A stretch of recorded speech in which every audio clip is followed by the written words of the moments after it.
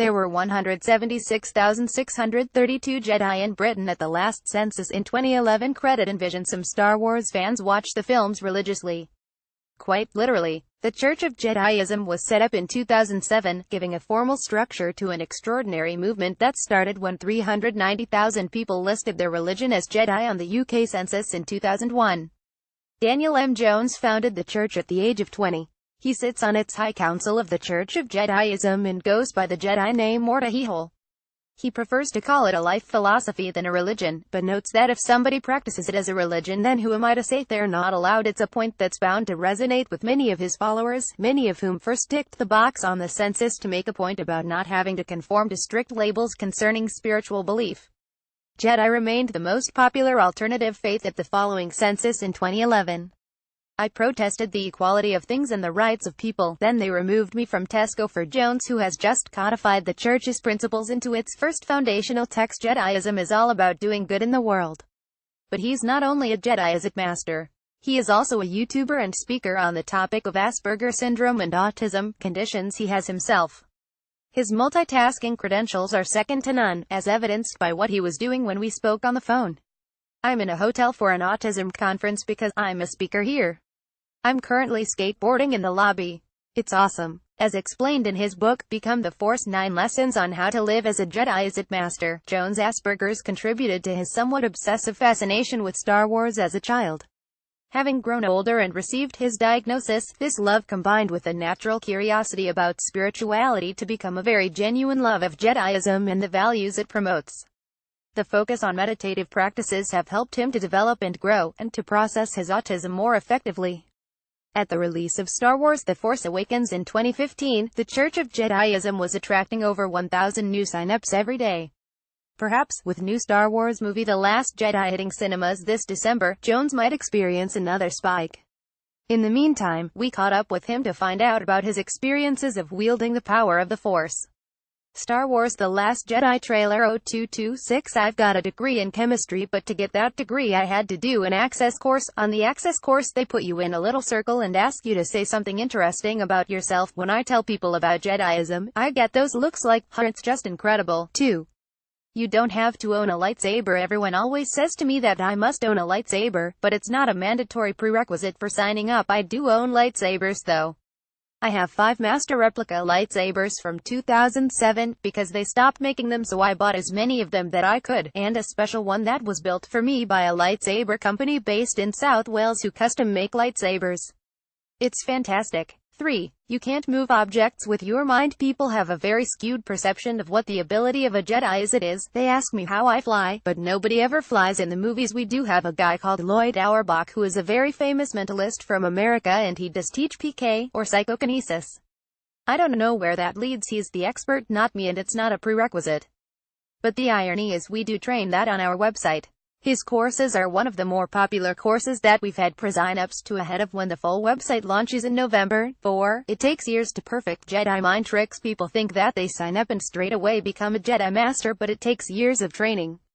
Jedi mind tricks are based on a principle called neuro-linguistic programming, and we have a trainer on the website who trains in that specifically. His name is Dan Jones, exactly the same name as me. You can do suggestive tricks. As an example, if I say don't think of a black cat, it's the only thing you're going to think about. It's making you think in a certain way through guided thought processes. I think it's super fun, interesting and effective. I was in Tesco once. I had a suit on but a hooded jacket over the top of it. I figured it was symbolic of the Jedi, and thought it was my freedom to express that. Then they told me I had to take it off or be removed from the store. I told them off I would not be taking it off because I felt it was my time to be individual. There was a woman there wearing a headscarf from her religion, and I thought that it didn't make any sense to have one rule for one and another rule for another. I protested the equality of things and the rights of people. Then they removed me. There were security guards coming out of nowhere, including civilian-clothed security. I'd never seen that before in my life. They kicked me out the store and banned me. I was like, calm down, I didn't want your vitamin water anyway. 6. Yoda isn't real. People often ask, so when do I meet Yoda? I'm like, what are you talking about? People ask really bizarre questions about sci-fi characters in the movies. I was actually on the Trisha Goddard show and she said to me, you know it's not real, Dan. I said, well yes, obviously, I'm not an idiot. I don't think it's a documentary, I'm real and I'm stood right here, so deal with it. She thought that was cool. I think I got some respect for that. She was a really nice lady, but she told me to live long and prosper and I got really annoyed about that. Yoda in The Empire Strikes Back credit film stills. People are so bizarre. Perhaps when I started and was a bit naive, I might be thought I'd be able to shoot lightning out of my hands, but alas, not yet.